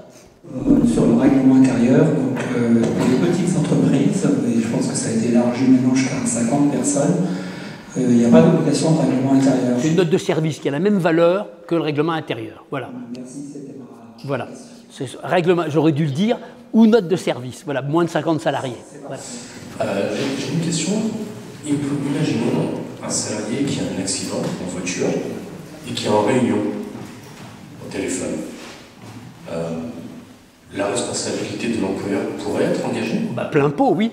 Oui, alors là c'est sans discussion possible. Et la responsabilité de l'organisateur de la réunion ? Et qui c'est l'organisateur ? C'est quelqu'un de chez vous ? Son manager ? Non, mais c'est l'entreprise. Ce n'est pas l'organisateur, c'est l'entreprise qui doit ne pas tolérer, interdire ce type de pratique. Ça doit être prévu dans le règlement intérieur, on peut le rappeler dans le règlement intérieur, mais là, il est en réunion, vous êtes plein pot, c'est direction de tribunal correctionnel direct. Donc une question, c'est si le règlement intérieur vient d'être fait, est-ce qu'on peut justement faire une note de service en complément, justement, qui vient demander, Oui, absolument. Quand on dit règlement intérieur, on peut appeler ça une note de service. Le règlement est obligatoire à plus de 50 salariés. Moins de 50 salariés, on n'est pas obligé d'avoir un règlement intérieur. Et dans ce cas-là, on va tout mettre dans une note de service. Oui, mais en revanche, pour quelqu'un qui a déjà un règlement intérieur... On peut le compléter, mais bien sûr. voilà. Sur ces contrôles. Note de service qui doit être diffusée effectivement aux intéressés. D'accord. Et ça peut être que sur une partie de l'activité, oui. C'est pas forcément sur tout le monde. On peut préciser, c'est la règle du jeu de votre entreprise. Il y a la règle du jeu dans le code du travail, ça c'est national si je puis dire, mais la règle du jeu spécifique à votre entreprise, sous réserve de respecter les libertés individuelles, vous pouvez parfaitement prévoir ce que vous voulez. Vous savez quelle est la procédure à suivre pour justement essayer de modifier ce règlement intérieur ou ajouter des choses complémentaires? Il faut consulter s'il y a un CSE, consulter les représentants du personnel pour avis. Hein. C'est une infoconsultation. Et derrière, transmettre à l'inspection du travail, qui va vérifier, lui aussi, vous voyez, le respect des libertés individuelles, c'est contrôlé par l'inspection du travail et éventuellement par les représentants du personnel, qui peuvent, l'inspecteur peut retoquer le règlement intérieur s'il estime que certaines dispositions sont contraires au respect de la vie des gens, et il peut également intervenir parce que les représentants du personnel lui auront signalé des comportements qui empiètent trop sur la vie privée. Voilà. Et puis derrière, il faut que soit publié au Conseil des prud'hommes. Enfin, il y a des publicités derrière obligatoires. Donc il y a un formalisme hein, pour modifier le règlement intérieur. Dans l'entreprise pour laquelle je travaille, il y a une grande majorité de salariés qui ont des contrats de cadre autonome avec, il est écrit, une totale liberté de s'organiser, etc. Est-ce que, la question c'est, est-ce que la responsabilité incombe au salarié et ou à l'employeur dès lors que le salarié participe, parce qu'il n'est pas obligé de participer à la réunion?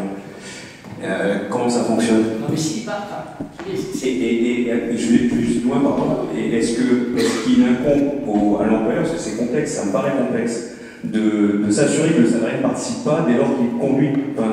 Ça me paraît impossible à vérifier en fait. L'employeur doit interdire dans le règlement intérieur toute réunion, toute communication pendant les temps de conduite, ou prévoir en tous les cas que le salarié doit garer son véhicule s'il veut discuter au téléphone. Bon, maintenant, évidemment, l'employeur ne peut pas tout contrôler, hein, mais c'est dans le règlement intérieur. Cette règle rend opposable au salarié, lorsque c'est publié au règlement intérieur, le règlement est opposable au salarié. Bon, voilà. Mais vous devez vous devez spécifier dans le règlement intérieur que toute réunion, toute discussion professionnelle ou privée d'ailleurs au volant du véhicule est interdite. On peut ne pas être actif, quelle différence y a-t-il? C'est peut-être naïf comme question, mais entre écouter une réunion, si on n'intervient pas, et écouter la radio, ou un podcast ou autre chose. La radio, on peut l'écouter, oui. Mais avec la téléphonie, le problème c'est que s'il y a un accident, quand il y a un accident grave, on va relever la téléphonie, on va savoir avec qui. Vous comprenez? Avec qui le salarié discutait. Si il écoute la radio éventuellement sur son portable, s'il n'a pas la radio dans le véhicule, c'est pas un problème. Mais on va sans problème arriver à identifier avec qui le salarié communiquait au moment de l'accident. Et si c'est avec quelqu'un de l'entreprise, même si l'employeur n'est pas au courant de la réunion en particulier, ça va permettre d'engager la responsabilité de l'employeur. Au volant, on se concentre sur la conduite et rien d'autre. La chose qui soit tolérée, c'est évidemment la radio et le GPS. Bon, voilà, point. Tout le reste, c'est l'employeur.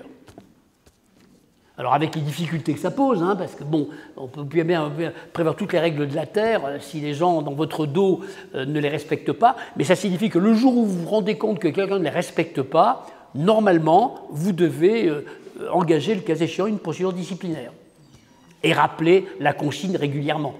Les piqûres de rappel, ça ne fait jamais de mal, hein, assez régulièrement, rappeler que tout ça est interdit. Et garder la traçabilité de ce que vous faites. Parce que si un jour il y a un pépin, si vous arrivez à démontrer que tous les 2 mois, vous rappelez à vos salariés que tout ça est interdit, bon, ça démontre quand même que c'est un indice que vous ayez respecté votre obligation de sécurité. Qu'observe-t-on? On a parlé du civil, du pénal, mais aussi en termes d'échéance d'assurance. Si il était démontré qu'effectivement, est-ce que les assurances continuent à prendre en charge le sujet? C'est la première question. Et deuxième question, on voit une tendance, et peut-être, Maître, comment voyez-vous l'évolution où les décrets de 92, plan de prévention, protocole de sécurité, prévoyaient la gestion des interférences entre une entreprise utilisatrice et une entreprise extérieure. On voit de plus en plus des mises en cause sur, mais c'est pas que l'interférence, c'était aussi à l'employeur, l'entreprise utilisatrice, d'aller chercher l'intérieur du métier même Et si on prend des sous-traitants, c'est parce qu'on n'a pas cette compétence. Donc, certes, des interférences au moment d'un déchargement, par exemple, mais est-ce que vous voyez évoluer la responsabilité de l'employeur vers, et non, tout ce qui concernait la conduite, y compris que vous avez un sous-traitant conducteur, il a picolé, il n'avait pas réuni son chargement. Est-ce que vous voyez des réponses sur ce sujet-là évoluer? Ah, mais de plus en plus. Pour vous donner un exemple jusqu'où ça va, vous avez peut-être connaissance de cette décision, par exemple, celle d'un sous-traitant qui a directement attaqué l'entreprise utilisatrice, qui a donc enjambé son employeur, si je puis dire, parce que l'endroit où l'opération était réalisée, il y avait notamment de l'amiante, et que cet amiante n'était pas signé dans le plan de prévention. À l'occasion de l'inspection préalable commune, on s'était intéressé aux activités, mais on ne s'était pas intéressé aux substances qui existaient dans les locaux où l'opération était réalisée. Donc on demande à l'entreprise utilisatrice non seulement de gérer la coactivité, enfin, par le plan de prévention, par l'inspection préalable commune, non seulement des activités, mais également des substances et produits qui peuvent subsister là où l'opération va être réalisée. Donc c'est vous dire la sophistication de ce qu'on demande maintenant, notamment à l'entreprise utilisatrice, qui est maîtresse des conditions de travail, des lieux de travail. C'est l'entreprise utilisatrice qui connaît les lieux où l'opération va se réaliser. Bon. Et effectivement, on va rechercher également, maintenant de plus en plus, est-ce que le sous-traitant était un vrai sous-traitant? Est-ce que vous avez sous-traité des activités que vous êtes capable de faire vous-même? Ou est-ce que vous avez sous-traité des activités qu'effectivement vous ne savez plus faire, vous ne le faites pas, vous ne faites plus, ou alors est-ce que finalement c'est du personnel supplémentaire sans avoir été obligé de les embaucher? On va le chercher à cette occasion-là. Vous savez très bien, quand il y a des pépins, l'inspection du travail, il vous fait une visite totale. Hein. C'est la totale. Il va vérifier le plan de prévention, il va vérifier les conditions de travail, il va vérifier la régularité des contrats de travail, etc., etc., etc. Très souvent, il y a d'ailleurs des PV pour travail dissimulé qui vont être dressés à ce moment-là. Vous voyez? Donc de plus en plus, on va investiguer tout azimut. La question, c'est qu'on sait que les sous-traitants sont suraccidentés. Et notamment la sous-traitance de 3e, 4e, 5e niveau. D'ailleurs, on en est aujourd'hui, vous savez très bien, pas mal de boîtes à limiter la sous-traitance au rang 1. J'imagine que c'est Suez, c'est certainement ce type de règle qui est adopté. Hein. Sous-traitance de rang 2, de rang 3, a priori c'est interdit. Maintenant, bon, c'est la pratique de quotidien, mais vous voyez, l'objectif absolu, c'est la santé, sécurité au travail. Et je répète, on l'a dit, il y a deux employeurs. Il y a l'employeur qui émet la fiche de paye, et puis il y a l'employeur santé-sécurité. Voilà, quand on fait bosser des sous-traitants, on est l'employeur santé-sécurité des sous-traitants. C'est pas dit comme ça, mais c'est la réalité du terrain. D'ailleurs, c'est quasiment dit comme ça. Moi, hier soir, je participé à un colloque au Panthéon là, avec les magistrats de la Cour de cassation. Ils ont bien confirmé. Hein, il y avait Hervé Lanougière, vous connaissez peut-être, qui l'expliquait. Les magistrats ont complètement confirmé qu'en effet, on en est là.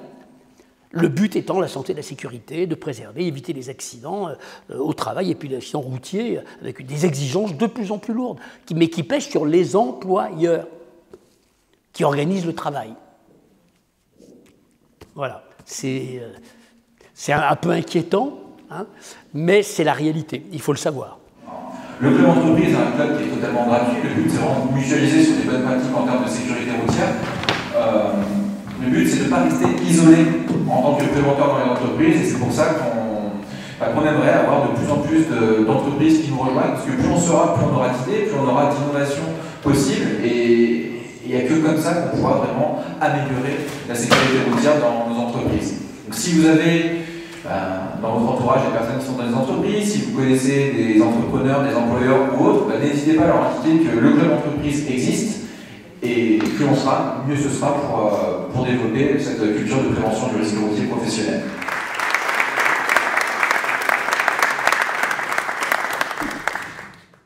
Nos attentes vis-à-vis du club entreprise et sécurité routière du Rhône sont multiples et je sais que le club entreprise y répond parfaitement. Nous attendons un partenariat actif au service de la sécurité routière et notamment dans le monde de l'entreprise, puisque malheureusement il y a encore beaucoup trop de morts sur les routes et je sais que ce partenariat avec le club Entreprise et Sécurité Routière nous permet d'avoir une action vraiment efficace, de toucher les entreprises au service de cet objectif. Donc la prévention du risque routier professionnel est vraiment un enjeu majeur. C'est un enjeu majeur déjà parce que ça représente pratiquement 18% de la mortalité globale et que par ailleurs ça reste une des premières causes de mortalité au travail. En fait, la sécurité routière, c'est réellement un écosystème où vous avez différents partenaires qui agissent et les entreprises sont un partenaire essentiel. On a un intérêt, je dirais, commun entre employeurs à voir comment on peut travailler ensemble, partager des bonnes pratiques, partager des ressources pour pouvoir sensibiliser les collaborateurs à la question du risque routier professionnel, aux questions de sécurité routière. En ce sens, ce qui est fait au niveau national avec la plateforme des entreprises engagées, avec la signature de la charte des 7 engagements plus, c'est également quelque chose qui se fait dans les territoires et tout ce travail, il se fait en liaison avec la préfecture puisque au sein de la préfecture, les coordinateurs de sécurité routière et les animateurs régionaux également ont une vraie action dans la question du risque routier professionnel.